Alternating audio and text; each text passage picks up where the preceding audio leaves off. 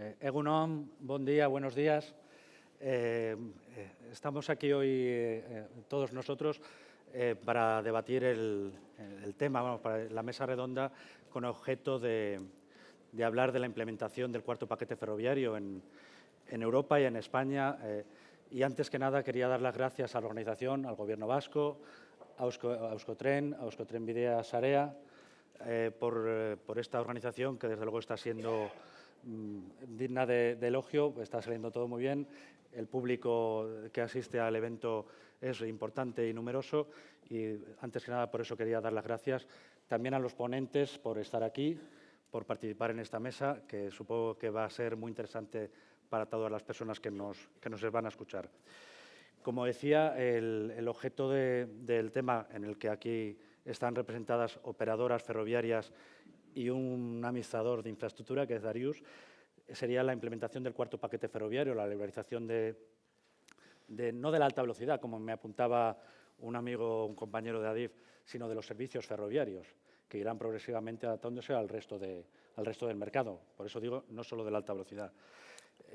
Como saben, desde la Fundación de Ferrocarriles que represento, tenemos como objeto la preservación del ferrocarril, tanto del pasado como del futuro. Y tenemos en la Fundación departamentos que trabajan constantemente en este ámbito, en investigación, con la UIC, con SENSEF, con nuestros patronos, con Euskotren, con Ferrocarrils, con Renfe y Adif, por supuesto.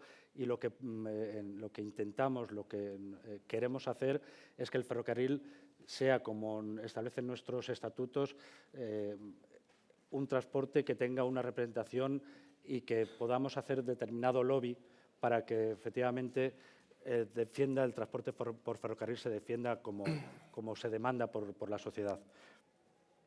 En este ámbito lo que queríamos efectivamente era provocar un debate con estas personas que forman parte de la mesa y para ello quería dar la palabra en una primera etapa para que se presenten y hagan su primera incursión en el tema.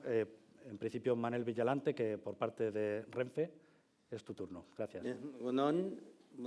Buenos días. Buen día, buongiorno. No una cosa più stupida che un spagnolo e un italiano parlando inglese. Sí, sí, sí.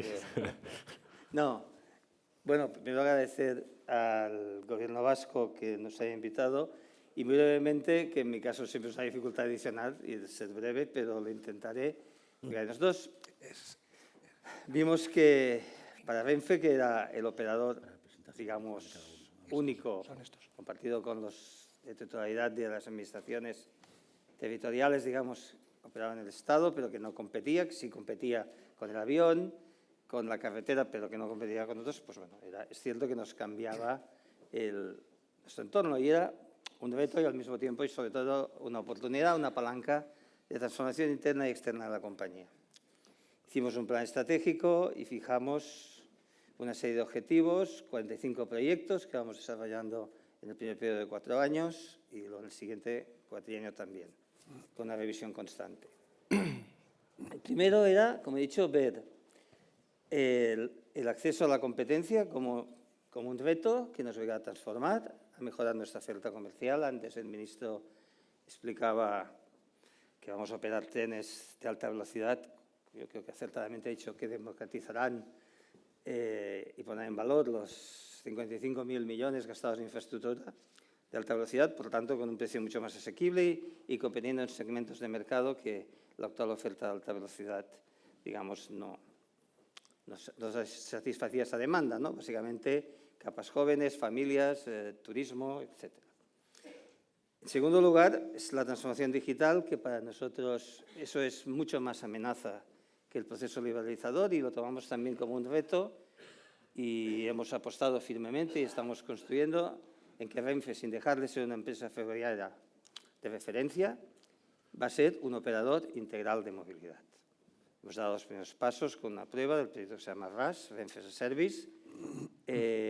Estamos dentro de poco, ya lanzaremos los contratos para la dirección del proyecto, para la generación de la plataforma y queremos tener una plataforma de movilidad que evite ser utility, debes a saber qué, sin activos y que ponga en valor nuestros activos, nuestra, digamos, infraestructura y, sobre todo, que haga que sean partners nuestros en los itinerarios, pues desde el patinete hasta el coche compartido, el transporte metropolitano, y que sea una plataforma inclusiva, que se abra, que cuando venga en Euskadi pues esté con las plataformas que tengan las administraciones vascas, cuando esté en Cataluña las que tenga la Generalitat, la Autoridad del Transporte, y que cuando vaya a Nueva York con la Metropolitan Transport Authority. Por tanto, universal, inclusiva, y ese es el objetivo que además se plasma en la estrategia de movilidad sostenible y que ha llevado el primer cambio, digamos, más que uno primero percibe, que es el cambio de nombre del Ministerio. Por tanto, que seamos una empresa de servicios de movilidad, como lo seremos una empresa de servicios logísticos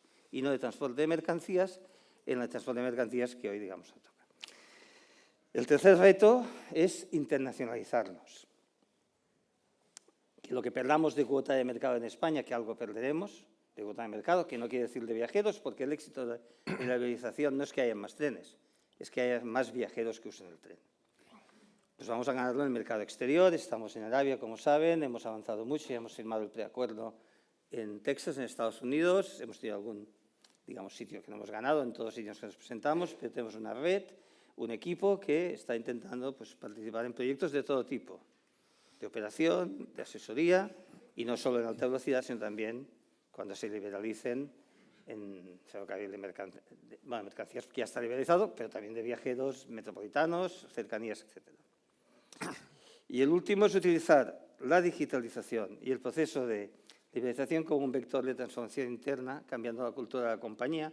Es una compañía que debe verse a esos nuevos retos, que debe mejorar, digamos, su contribución a la sostenibilidad del sistema de movilidad del conjunto del Estado y que debe formar, pues, bajar la media de edad de la compañía, que estaba en 52, ya la hemos bajado, tiene un proceso de renovación de 900.000 personas al año, 900-1.000 personas al año, de las 15.000 de la plantilla, y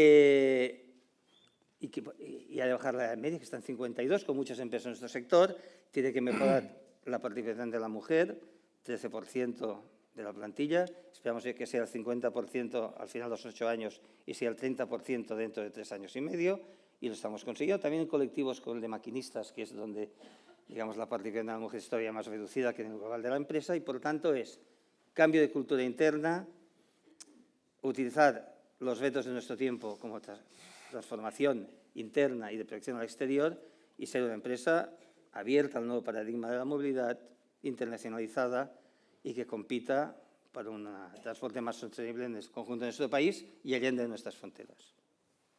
No sé si me he seguido en el tiempo. Gracias, Manel, te has excedido en el tiempo, pero... Pues, está un poco loco el Ha dado la vuelta, sí. Bueno, siguiendo con los turnos que habíamos preparado, Darius Kosar, representante de SENSEF, pero no es SENSEF Resó, con lo cual no es una operadora y su percepción, su visión del tema que nos ocupa, supongo que sea distinto y enriquecedor también. Sí, Darius. es muy complicado. SNCF Voyager, SNCF Réseau, soy italiano, me trabajo per gestionar de infraestructura francés. Donc soy... Es perfecto, ¿eh? En castellano. Es perfecto. Es que lo habéis entendido bien. Me he limitado inglés, ahora inglés. So I'm Darius Kosar. I'm Europe Director for SNCF Réseau, which is a 100% public company and the infrastructure manager in France, which I represent today. We operate, we have an asset of about 27,000 kilometers of lines in France. We operate, there are 15,000 trains running on our lines every day. We have a turnover of roughly 6 billion euros and 3,000 stations. And today we are facing a major changement, which is coming, of course, with a fourth European paquet ferroviaire. And we are, of course, very much welcoming the new railway undertakings that are coming into the French market. This is very important for me to say because we believe that, well, very simply, we comply to the European regulations, and we believe in these regulations because we believe in the railway system, and we think that this is an opportunity for us to increase the number of trains running on our lines, which is also national and international. to contribute to the goals of the European Green Deal because of their passenger trains, their freight trains.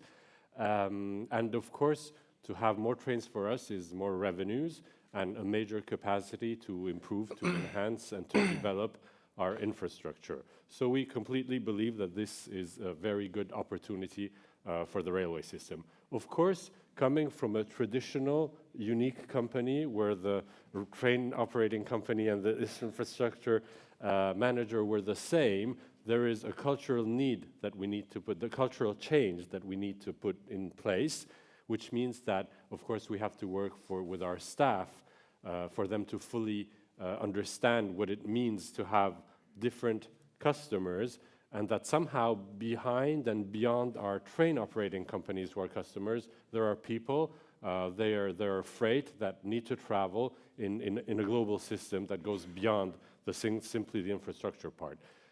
We have also worked with our government, with our regulatory agency to introduce systems that will be incentives for new train operating companies and railway undertakings to come to France. So, for example, there will be special charges, the fees, the charges. There will be special charges for newcomers for the first 2 years. So we're working around this issue. Then we're working around our customer culture. We have created an entirely new customer department and services department, which is in charge of the key accounts and which also travels around Europe to invite other companies to come and run their trains into France, within the country, or cross-border in the country.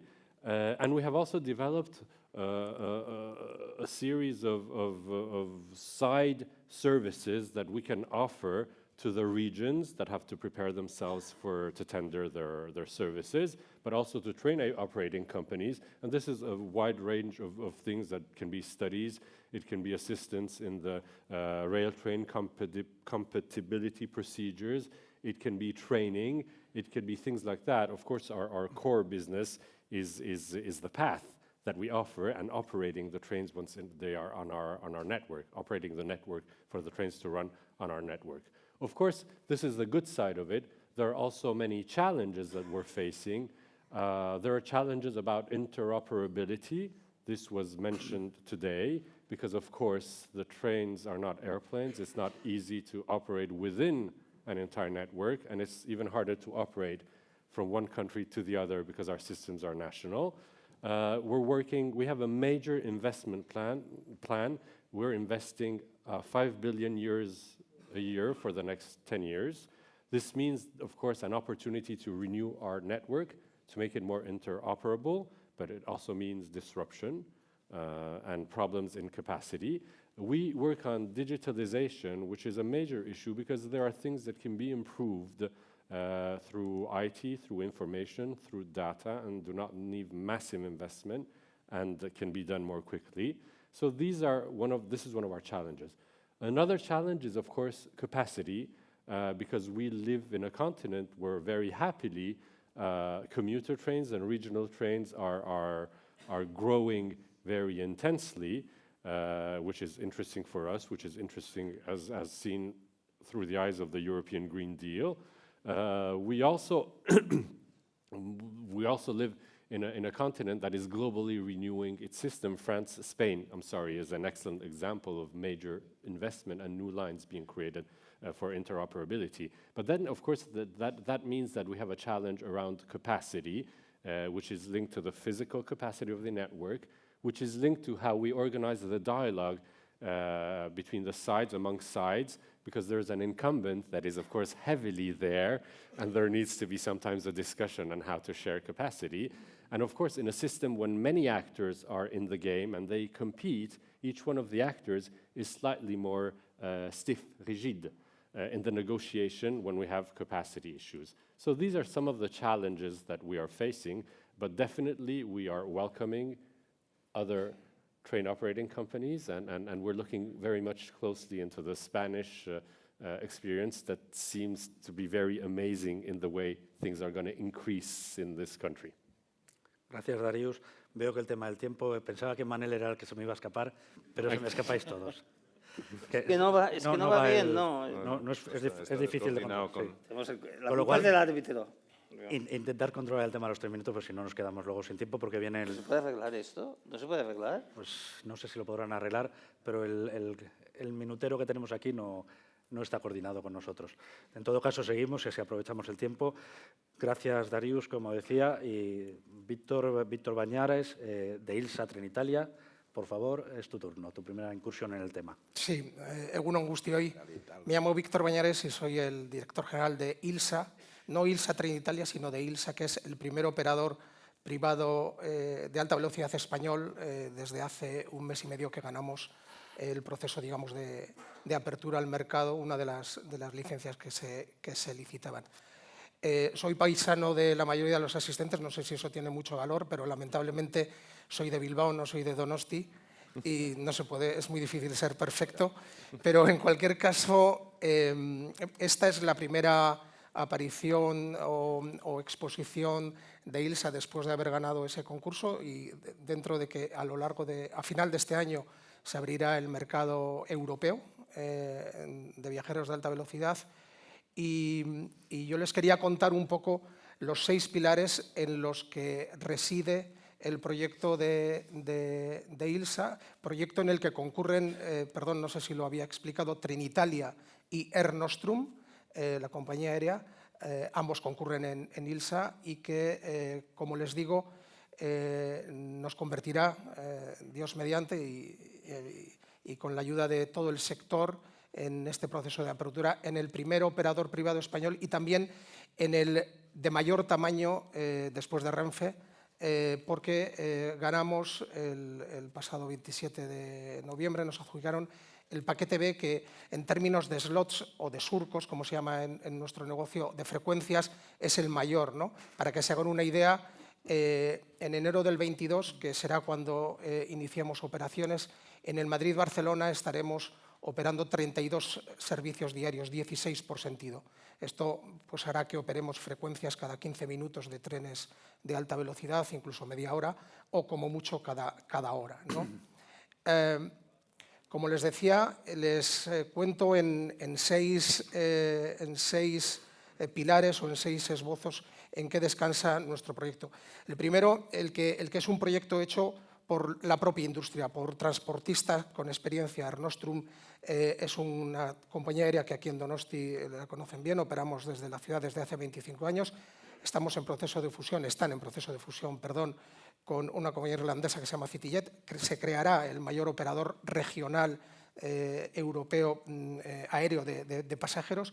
Y por otro lado, Trenitalia, que como todos ustedes saben, Italia es el mercado más parecido a España en términos demográficos y de habitantes, en el que ya llevan 7 años de liberalización. Es un mercado abierto, Andrea nos lo explicará ahora más tarde, con operadores privados, en este caso Ítalo, y por tanto es el único operador europeo que de verdad puede aportar expertise en lo que ha significado la liberalización, que también estoy seguro que Andrea nos va a ilustrar con cómo se ha transformado el mercado en términos de cantidad de nuevos, de una estimulación de la demanda importantísima y de una bajada de los precios con motivo de la competencia también muy importante. El primer pilar, como les digo, es estos accionistas con expertise, y que es un proyecto hecho por transportistas. El segundo es la tecnología, como no puede ser de otra manera. Empezar en el año 20 o en el año 22, cuando iniciemos operaciones, nos va a hacer contar con trenes de última generación. Tenemos en marcha un pedido de 23 trenes Bombardier Zefiro, los ETR1000 Frecciarossa, que se utilizan en Italia, que es uno de los últimos trenes de alta velocidad que se están fabricando, el que tiene mayor velocidad comercial punta de los que se ofrecen ahora mismo en el mercado. y que van a ser los que conformen nuestra flota. El tercer pilar sería el que nuestro foco va a ser el cliente. Creemos que esta es una industria hasta ahora que ha estado muy de cara a la infraestructura, al hierro, a lo que es la parte industrial. Nosotros queremos poner el foco en lo que es el cliente, lo mismo que cuando compramos otros medios de transporte, ya sea Uber o un billete de avión. Queremos centrarnos y cambiar el foco totalmente al cliente según su target, el cliente de empresa, el cliente que viaja por precio 1 o 2 veces al año, el cliente que viaja más veces pero que va por motivos de vacaciones o escapadas. El cuarto pilar, y voy muy rápido porque ya veo 32 con 52, yo 32 minutos no llevo hablando. El cuarto pilar sería el de la multimodalidad, es decir, el proveer servicios integrales de transporte, ni siquiera ya la intermodalidad. Nosotros vamos a ofrecer servicios integral de transporte antes del tren. El tren es el elemento cohesionador y después del tren, interconectando redes de tren, nuestra propia red y redes de compañías aéreas, interconectando billetes. El quinto es que, y esto también porque me lo han preguntado varias veces, quiero aclararlo, la apertura del mercado es global, es decir, cualquiera vamos a poder ir a cualquier ruta. Por lo tanto, nosotros nacemos con la vocación de ser un operador global no solo en España. Si hubiera alta velocidad ahora San Sebastián, en el año 22 estaríamos operando Madrid-San Sebastián 8 veces al día. Es decir, no nos vamos a circunscribir a las rutas que hemos planteado en el concurso que Adif diseñó para otorgarnos, digamos, licencia. Tenemos vocación global y también europea. Y por último, que un operador como nosotros impulsaremos o trataremos de impulsar el desarrollo económico industrial con partenariados con otras compañías, tratando de impulsar el sector turístico y el sector servicios en la medida de lo posible. Gracias, Víctor. Muchas gracias. Ahora sí que ya tenemos el tiempo, parece, controlado. Antonio, a ti sí que te va a tocar. Antonio Aiz, presidente de Euskotren. Gracias. Casi como anfitrión voy a tratar de acortar y recuperar el tiempo perdido. Y yo creo que a esa pregunta que has lanzado al principio de qué aporta o qué puede aportar al sistema ferroviario, el cuarto paquete ferroviario, diría 3 cosas. Bueno, yo creo que la primera, cabe decir que yo creo que por fin podemos pasar con la puesta en funcionamiento de este cuarto paquete ferroviario, de ese mapa ferroviario que hoy todavía europeo es más bien virtual, a un mapa ferroviario real. No solo desde el aspecto del cumplimiento de lo que son todas las infraestructuras en las que pues, los estados, como estamos viendo y hemos visto, y aquí tenemos un ejemplo concreto en este país, están siendo más o menos activos en el desarrollo de ese mapa de redes transeuropeas, pero pasar también a lo que constituye la armonización de todo el sistema de ese mapa ferroviario europeo. Ese aspecto yo creo que es fundamental para superar las todavía existentes fronteras ferroviarias entre los distintos estados europeos. El segundo aspecto que destacaría yo creo que va a posibilitar una importante descentralización de la administración y gestión de los sistemas ferroviarios en todos los estados. En ese sentido, es importante que los gobiernos regionales, que como aquí en Euskadi hemos demostrado y estamos demostrando que somos capaces incluso de construir, proyectar redes de alta velocidad, redes de carácter prioritario, redes transeuropeas, también somos capaces, lo vamos a ser capaces de explotar en nuestro ámbito territorial, por supuesto, esas redes y dar servicios como administraciones más cercanas a los ciudadanos, servicios competitivos, servicios de calidad a la sociedad. Y el tercer aspecto es la mejora de la competitividad que trae tras de sí este cuarto paquete ferroviario, la mejora de la competitividad del sistema ferroviario en general, con esa liberalización en la que las empresas, tanto públicas como privadas, nos estamos aplicando, haciendo los deberes para mejorar el conjunto de prestación de servicios que a través del conjunto de redes ferroviarias vamos a dar y tenemos que dar a la ciudadanía. Por tanto, destacaría armonización que concluya ya de una vez y eso va a posibilitar pasar de un mapa virtual a un mapa ferroviario real. Segundo, descentralización. Y tercer aspecto, competitividad. Esos son los aspectos que destacaría yo de lo que va a ser la aplicación a los años futuros de este cuarto paquete ferroviario. Pues como diría mi hija, lo has clavado. Casi los 3 minutos. Gracias, Antonio. El próximo interviniente es Ricard Font, buen amigo, presidente de Ferrocarrils de la Generalitat de Cataluña y patrón también como Euskotren y Renfe de la Fundación. Ricard, tu turno. Bueno, en todo caso, gracias por invitarnos. Alguien preguntaba, ¿y Ferrocarrils de la Generalitat qué hace aquí hablando de alta velocidad, no? Bueno, primero, yo creo que estamos en un momento del tren, yo creo que es la década del tren, la que viene, que el cuarto paquete ferroviario va a incumplir gran parte de los objetivos que tenía a corto plazo de interoperabilidad. Todavía tenemos muchos problemas de interoperabilidad entre las redes nacionales. Por tanto, aquí hay un reto para Europa que es realmente armonizar estas redes y esto en los próximos 10 años tiene que ser una realidad porque si no, cualquiera de los objetivos que se están planteando de incremento de los servicios ferroviarios a nivel europeo se van a incumplir, con lo cual aquí hay un deber por parte de la Unión Europea, conjuntamente con los Estados, de realmente creerse esto del cuarto paquete, básicamente en el tema de la interoperabilidad. Segundo elemento, tenemos encima un reto que es global, que es la crisis climática, la lucha contra el cambio climático, y eso implica que los principales estados europeos, que la Unión Europea está apostando por el tren y está apostando porque seamos racionales a la hora de contaminar y descontaminar, ¿no? Yo pongo 2 ejemplos. Es el hecho de que tenemos la gran oportunidad que tenemos para limitar los vuelos de menos de 3 horas o aproximadamente, de los 300, 400, 500 kilómetros, para hacer una apuesta importante por el tren. Y aquí es una oportunidad que tenemos para realmente contribuir a la mejora de nuestro planeta y desde el punto de vista de nuestro clima. Y eso ya no puede ser una cuestión simplemente ferroviaria, sino es una cuestión que te pasa a este ámbito. Segundo, tenemos una oportunidad también para hacer una apuesta por las mercancías. Es decir, estas vueltas que hacen los barcos que llegan de Asia, dando la vuelta por la península ibérica para ir a los puertos del centro de Europa, hasta ahora había una justificación económica y seguramente una incapacidad por tener una red de logística que les diese un buen servicio, pero esto no nos lo podemos permitir como a nivel europeo, porque toda la contaminación que están generando estos barcos con 5 días más cruzando, digamos, toda la península, pudiendo entrar por los puertos del Mediterráneo, eso es otra apuesta. Por lo tanto, mercancías con autopistas ferroviarias y una apuesta importante por la interoperabilidad para hacer nuevos servicios. Lo último de los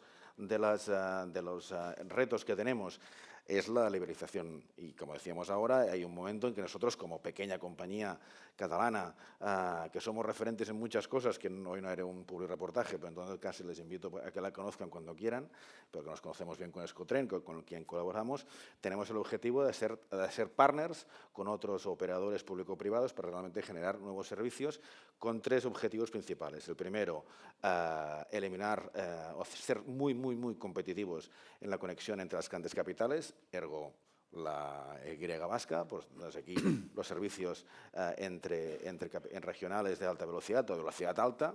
Segundo, tenemos 2 ámbitos económicos, sociales, culturales, industriales a trabajar, que es por un lado la conexión con Valencia, que aquí hay un reto infraestructural que si quieren después hablamos largamente sobre el mismo.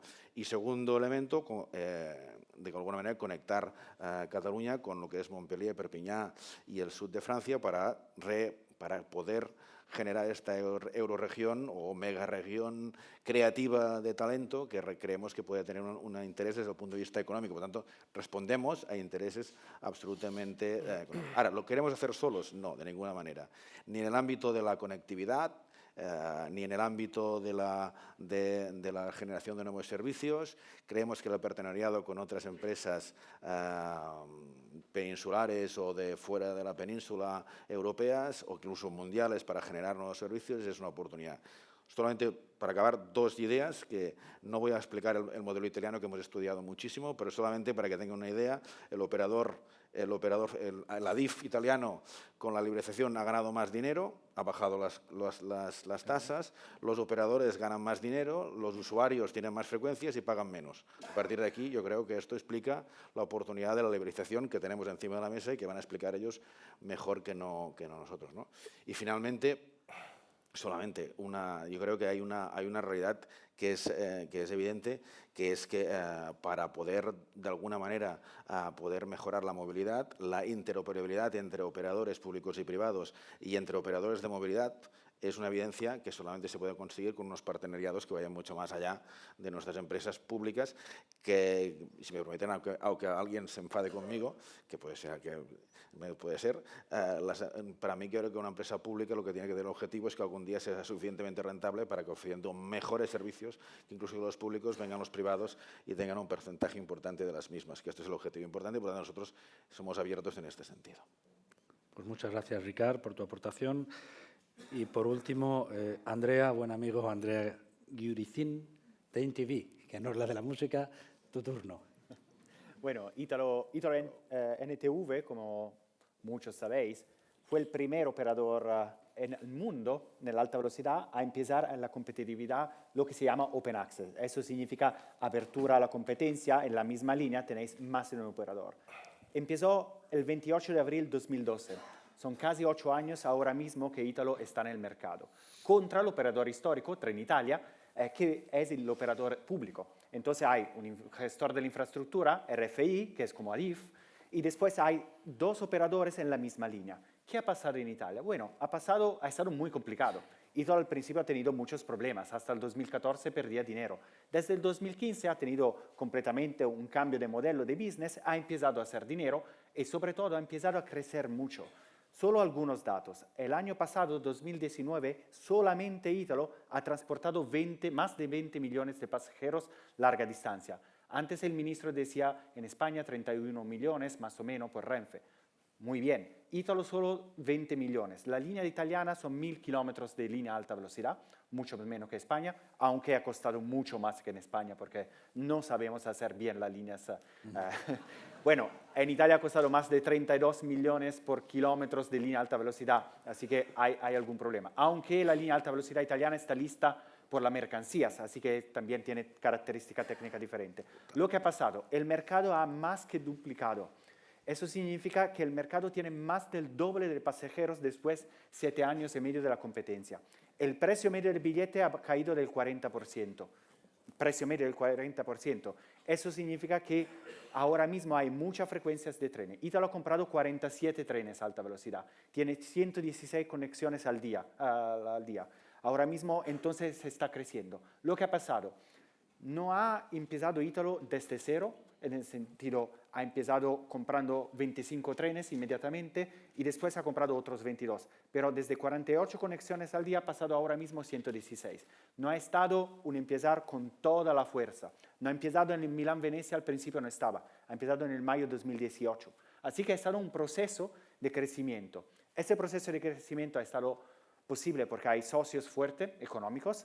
Al principio fueron empresarios italianos, el primer banco italiano, el primer seguro italiano. Después, en febrero de 2018, se ha vendido a los americanos y ahora mismo hay los americanos, GIP, que tienen el 70 y pico %, después hay Allianz, por ejemplo, así que hay grandes grupos. El sistema italiano ahora funciona, hay un problema de infraestructura, en el sentido, en algunas partes de la línea está saturada la línea, porque hay demasiados trenes, hay demasiada frecuencia, y hay, por ejemplo, entre Milán y Roma, un tren cada 5 o 10 minutos ahora mismo, en la hora de punta. Así que lo que han ganado el consumidor, ha ganado RFI, el gestor de la infraestructura, y ha ganado Trenitalia, que ha hecho experiencia por ir al extranjero. No ha entrado solo aquí con Víctor, pero ha ganado también, por ejemplo, Lightspeed 2 en Inglaterra, ha ganado otros procesos, está entrando en Francia en la alta velocidad desde Italia hasta París. Así que creo que han ganado un poco todo. Por eso el Italia ha anticipado el 4º paquete y es un buen ejemplo, con todos los problemas que hemos tenido de peaje, todo eso, después vamos a hablarlo, pero a Italia ha estado un buen modelo que ahora mismo funciona bien. Pues muchas gracias Andrea por tu aportación. Algo que creo que varios de vosotros ha comentado es el tema de la digitalización. ¿Se está planificando en las empresas una estrategia específica para la digitalización del sector? ¿Qué acciones concretas son de aplicación a la alta velocidad? Además, esa pregunta también puede ser de aplicación a Sense RSO. Sí. I'm switching to English again. So the gentleman here mentioned that there was a question of interoperability in Europe, and as we said earlier, interoperability interoperability is physical, but it is also in the information systems. Believe it or not, today, if a train is late going from a country A to a country B, in many cases, country B, the infrastructure manager, will only know it because the train does not appear at the border on time.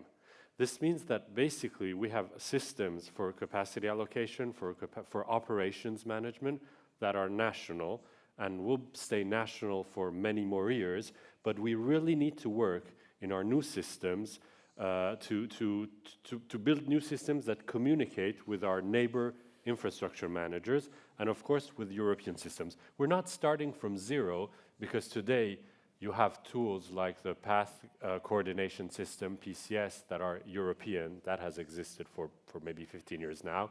There's a train information system that is developing, it's called TIS, and that is a European project that was carried on by RailNet Europe and is used but not enough by different infrastructure managers. But we really have an issue around this subject because through the development of information systems that talk to each other, through the sharing of data, through digitalization, we can improve the performance of the system and add capacity and add effectiveness, while we will still have to wait for many, many years before the system is physically interoperable. This can be done at a quicker speed. So this is really a big issue on which we are working with our other partner, ADIF, and DB, and RFI, and our partners. Las operadoras. Bueno, intentaré ir rápido. La tecnología sirve para muchas cosas. Entre otras cosas, no es el factor limitante de que la interoperabilidad no esté desarrollada. Hay intereses de muchos otro tipo, que algunos los puedo decir en público, otros no, pero todos ya me entienden, ¿no? Es decir, la tecnología ya está, el RTMS es fácilmente compatible, extendible. La tecnología también sirve para mejorar, todo hasta aquí no es disruptiva, porque luego sirve para mejorar el funcionamiento interno. Los trenes ahora están dotados de un nivel de sensorización altísimo, la gestión de ese volumen ingente de datos para facilitar el mantenimiento predictivo. Se va a poder testear un tren, ya estamos en pruebas, pasando un arco. Luego hay que ver que al final el arco sea uno y valga para todos los trenes que operen, porque claro, si cada tipo de tren quiere un arco, poco hemos avanzado. Puede pasar otra vez lo mismo, la armonización, la homogenización, etc. Pero luego, sobre todo, lo que es más importante, la tecnología, lo que se llama la disrupción digital, eso sí ocasiona un nuevo paradigma y un cambio en el mercado. Es lo que antes me refería cuando decía que hay que ser un nuevo operador integral de movilidad. Antes, cuando íbamos a un congreso de este tipo, pues es ferroviario, pues fuera de movilidad, que era un poco más amplio, pues había gente, más o menos los que estáis aquí. Pero ahora, además, van bancos, agentes expedidores de tarjetas de crédito, entidades financieras, empresas de tecnología, etc. Y luego, sobre todo, lo que se ha llamado, digamos, nueva economía o economía de plataforma, que ahora son plataformas que, sin activos propios y con muy pocos personal, pueden gestionar todo el sistema de movilidad. Eso puede convertir, es un riesgo que tenemos todas las empresas, eso creo que es solamente el principal riesgo, nos puede convertir en una utility, debes saber qué plataforma. Y yendo hacia el camino seguramente no de la movilidad sostenible o del interés público, que no quiere decir la gestión pública, solamente es, la gestión ha de ser siempre en este nuevo sistema, es el partenariado de PPP, seguro, pero bajo un interés público. Sostenibilidad, eficiencia energética, transformación en todos los aspectos sociales, equilibrio territorial. Bueno, pues eso solo garantiza si uno es proactivo en este sector. Por eso debería ser operador integral de movilidad.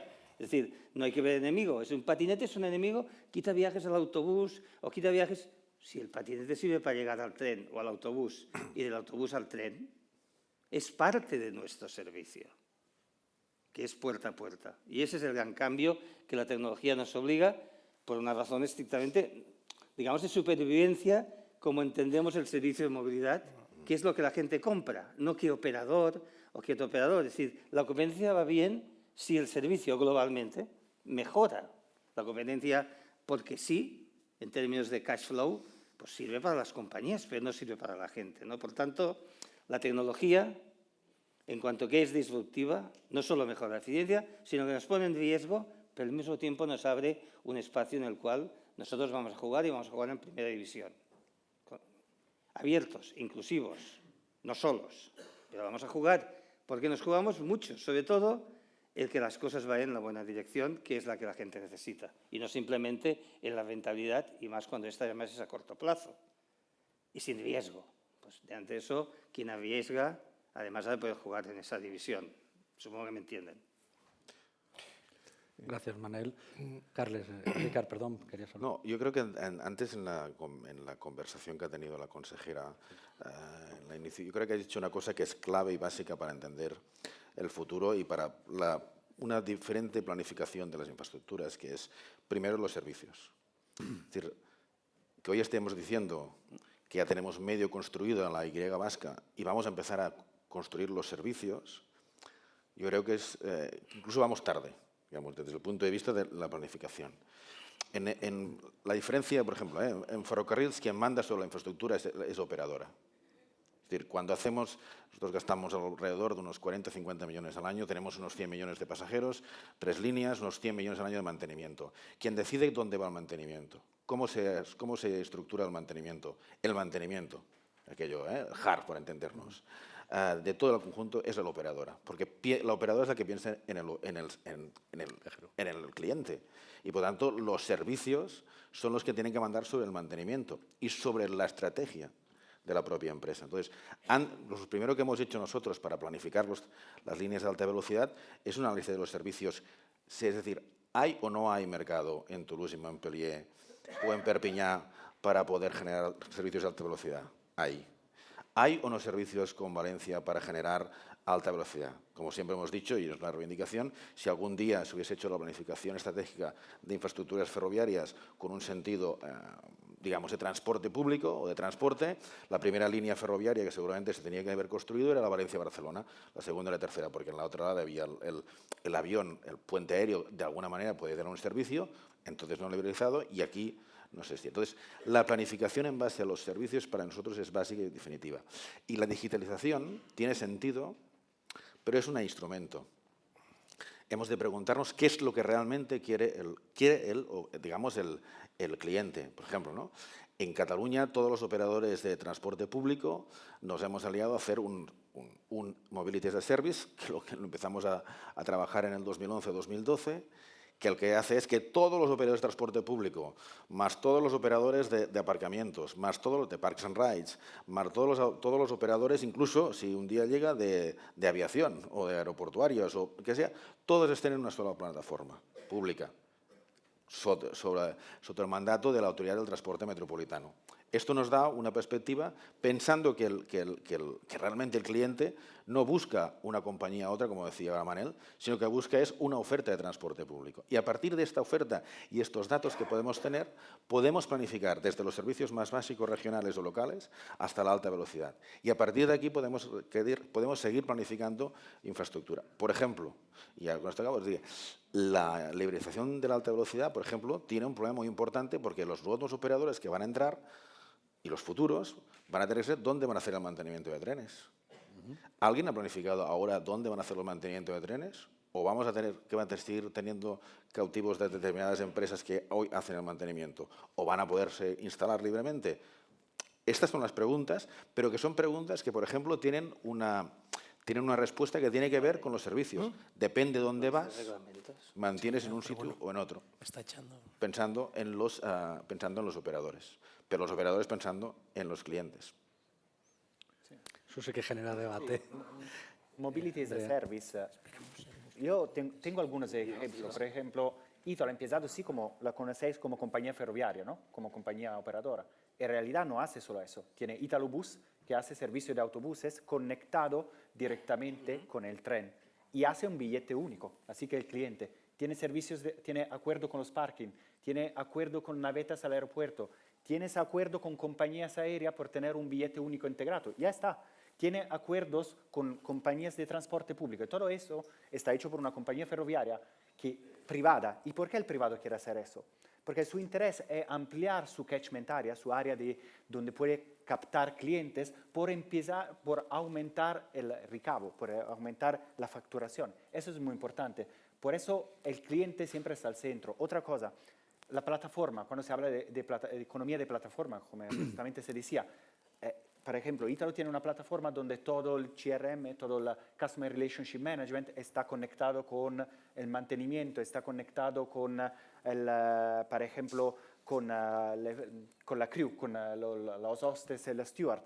¿Qué pasa? Que cuando hay un grupo de chinos que van a hacer 30 plazas para ir desde Milán a Roma mañana, se puede poner también una crew, una hostess, una steward que habla chino por ese cliente. O sea, esa es la utilización de la tecnología. Esto ir frente o ir al consumidor. Todo eso es posible, ya es realidad hace 8 años en Italia y creo que siempre tiene que irse en esta dirección. Así que cuando Víctor decía hay que integrar, ir a un servicio integrado que sea por el cliente, siempre es el cliente, como se decía, es el centro, porque si no, el ferrocarril no va a ganar. Bueno, yo creo que llegar los últimos tiene pocas ventajas o pocas veces tiene ventajas, ¿no?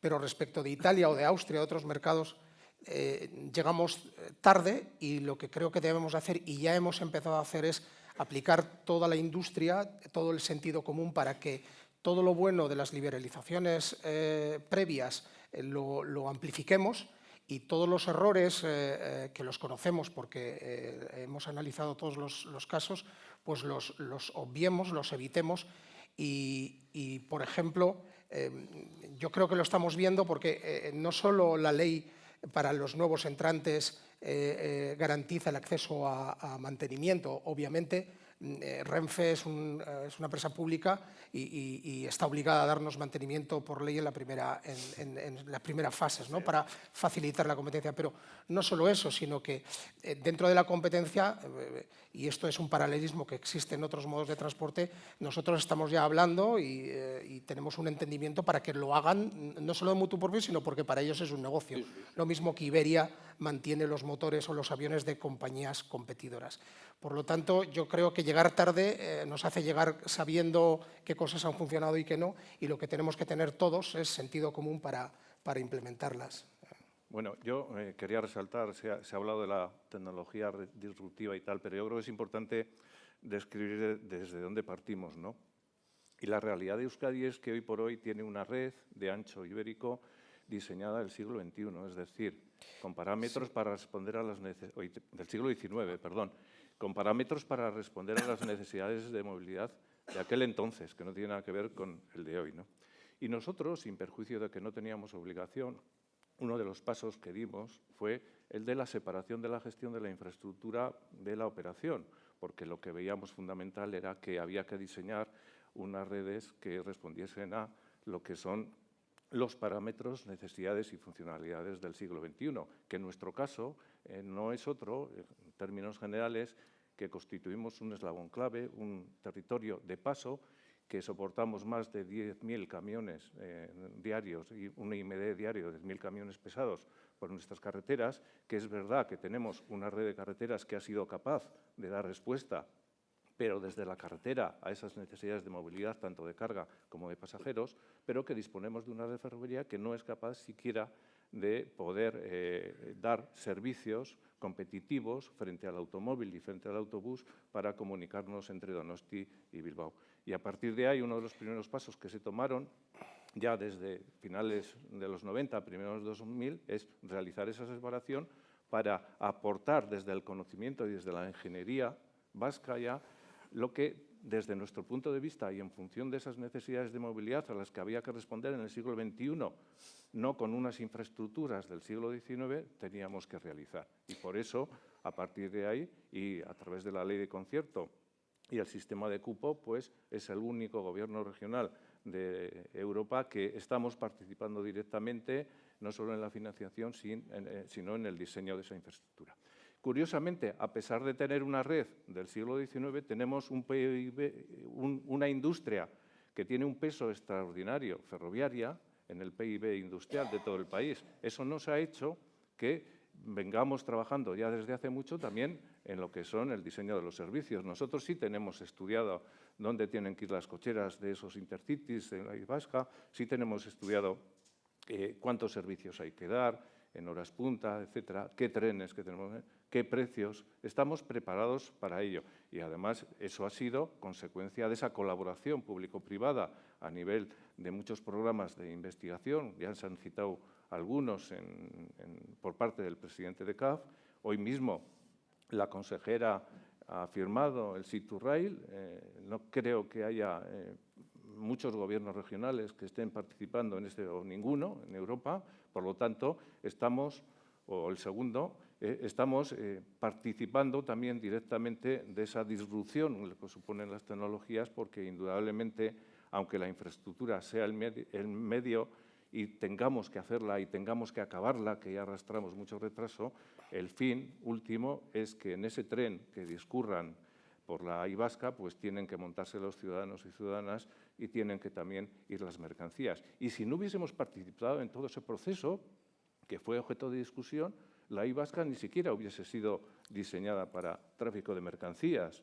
Y en ese sentido, el Gobierno vasco, con su participación a través de todo ese proceso, conocedor de esa demanda que había que atender de mercancías, impuso su criterio frente al del Estado de que esa red tenía que ser para tráficos más mixtos. Y, desgraciadamente, desde Vitoria hasta Valladolid, hasta Madrid, pues no se ha realizado el corredor transeuropeo para tráficos mixtos. Pensamos que es un error. Seguramente, si no hubiésemos tenido participación, ejercido presión, esa apuesta por la ingeniería que hemos hecho a través de ETS a lo largo de estos años, hoy la Y vasca, si es que se estaría haciendo, pues seguramente que para mercancías, si hubiese sido solo por la voluntad de la Administración del Estado, no estaría disponible. Por comentar un poco, ahora os dejo.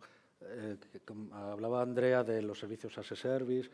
Creo recordar el plan estratégico de Renfe que ya se contemplan y de hecho ya se estaba implementando. Pues lo estaba explicando, si no lo habéis que, entendido, sí, vamos mal. No, de hecho, la compra de billetes... Déjame que yo quiero hacer dos puntualizaciones. Una es que lo que ha explicado Pañares, vamos a ver, nosotros, Renfe está encantado, primero que no obliga el reglamento europeo de dar mantenimiento a los nuevos entrantes en las diferentes modalidades, de ceder el espacio hasta el servicio completo, de acuerdo a los planes de mantenimiento.